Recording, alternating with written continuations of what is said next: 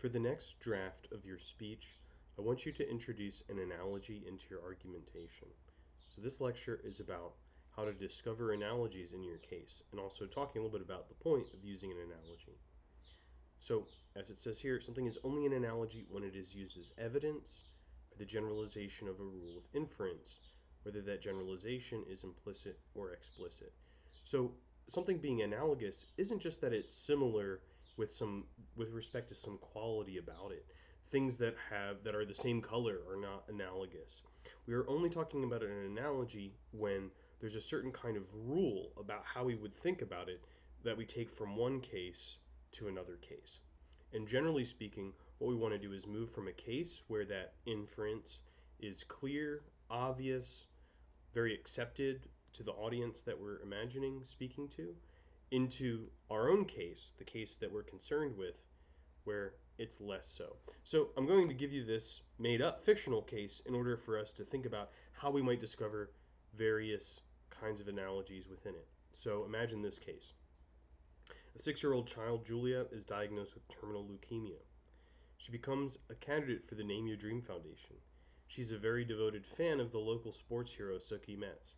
After Julia communicates her wish that Sookie Metz pay her a hospital visit, Metz dies tragically in a plane crash. Her parents ask the foundation not to inform her of this, as it would be devastating, and perhaps even risk her health. They instead suggest hiring a look-alike to perform the visit. What should the organization do? People have many different intuitions about this case. I know because I've asked many different classes about it, and I've seen people argue it from many different perspectives. So first I want us to think about, from different points of view, what might be the kind of rule that we would use to describe the case. So, if we were to say that this is something like lying to a child, how could we then overcome that? Now, I'm trying to overcome a principle a way that I would describe it because I am imagining an audience that might be concerned with that. I want to try to overcome the doubts in my audience. So, many people would probably object to lying to a child. That sounds like something that would be bad. Are there analogous cases where lying to a child could be said to be good or indifferent? So here are two. Telling children Santa Claus is real. This is something that often comes up when people discuss this case. Sookie Metz is analogous to Santa Claus in this case. Well, what are the rules or the values or the principles that we use that justify telling children Santa Claus is real? Sometimes it's about joy, it's about the kind of hopefulness that the idea of Santa Claus brings to children. And even though in a certain sense it's a lie, we don't really usually relate to it that way. We think of it more as a myth, one that organizes cultural activities together for many people and allows for a certain kind of humility actually to be introduced. That parents, rather than claiming all of the gratitude for themselves, we all kind of contribute to the Santa Claus fund of hope and say these particular gifts at Christmas are from Santa Claus. Of course, not everyone celebrates Christmas. Not everybody will tell their children that Santa Claus is real. And people disagree with whether this is a good thing. But this is something that might come up. Or telling a child whose dog died that it went to a farm upstate. When things are really difficult is sometimes also when we lie to children. When a child's beloved pet dies or perhaps has to be euthanized, it's very difficult to have them understand why that is necessary, or very difficult for them to understand even the idea of death. And so, in these cases, in order to soften reality, we also tell untruths in order to be compassionate in that moment to the feelings of the child and help them deal with it in order that in time they can come to understand the truth. So either of these cases might be used as analogous, yes, typical examples that people have intuitions about already that we could use in order to inform them in this case why what they might object to is nevertheless okay. um, let's say someone's coming from the opposite side, where what they would object to is telling children about violent or upsetting truths. Where are analogous cases that we want to find acceptable? One of these might be lying to adopted children about their adoption.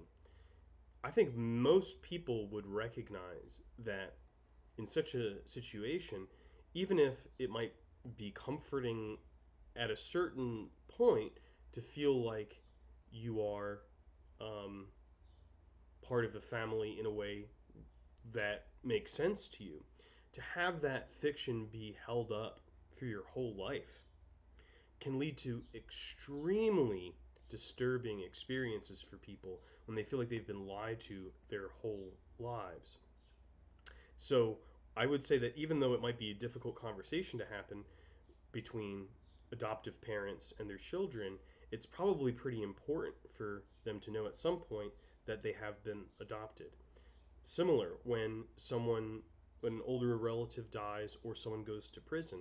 Sometimes in some families, someone goes to prison and there's the idea that um, your uncle went to college or something like that. I think that that probably leads certain children to lack trust in adults when inevitably they find out that that's not the case, or when they kind of wonder why other people's stories about going to college don't match their own families. They start to feel alienated and distrustful. So we might take these kinds of stories and say, this story is like this, the same rule applies, we should act in the similar way that we would act in this case. So in both of these cases, I've actually tried to find the rule or the inference that would go against my own position in order to find an analogy that would help people overcome it. I think that's probably the stronger way to come up with analogies as arguments for your own speeches. If you come up with an analogy of something that already appeals to the kind of inferences that an audience who would support your position would have, it probably is not going to add too much. So you want to think about analogies as something that help you overcome doubts, help you overcome questions that people have about their values in relationship to your position. And then lastly, here, we might think about doing this in a really kind of concrete way. So you might think about the various kinds of analogies, or sorry, the various kinds of relationships that are relevant in your case. So maybe you know these from tests. The A is to B, a C is to D form of the analogy, A is to B, C is to D. So often we get them in this kind of silly form that I don't think is very helpful. A poodle is to dog as a trout is to a, the answer is fish. But the idea here is the same as what we were doing before. The rule between poodle and dog is that a dog, sorry, a poodle is a kind of a dog, so a trout is a kind of a fish. Same thing here. Mason is to stone as carpenter is to wood, because the rule that holds between here these two is a relationship that masons work on stone as carpenters work on wood. And so what these versions of analogies show us is the way that a relationship can be thought about as a rule that is brought into a new term in order to discover the kind of hidden term there. So the same thing we can do with the elements of our case here. Julia is to Suki Metz as we are to what? Well, in this case, it's not so obvious. Okay, obviously I'm referring back to the fictional case here. What is the relationship between Julia and Suki Metz? That can be described in lots of different ways. We could say that Suki Metz is Julia's hero, or we could say Suki Metz is actually a stranger to Julia. And so it kind of depends on what we want to say. And then when we draw this analogy out to, let's say, the audience, to us, who are our heroes? All of our heroes people that are real? Is that what we want from a hero? That it has to be kind of a real, actual person? Or maybe we'll say something like, who, if we think about the relationship between Julia and Suki Metz as the relationship, a parasocial relationship, this is like someone's relationship to a pop star or a sports icon, anybody's relationship. Okay. Same thing here. What's the Name Your Dreams Foundation's relationship to Julia's parents? You could say this is a relationship of support. You could say this is a relationship of duty or obligation. You could say that they are there to help Julia's parents grieve, or that they're really not there for Julia's parents. They're really there for Julia herself. And so again, taking different terms that are relevant to your argumentation, thinking of what the relationship is between them will allow you to discover new analogies in your own case. That's pretty much it for this lecture. And if you're having trouble finding some analogies or where analogies would be helpful in your case, please feel free to contact me and I'll help you work through it.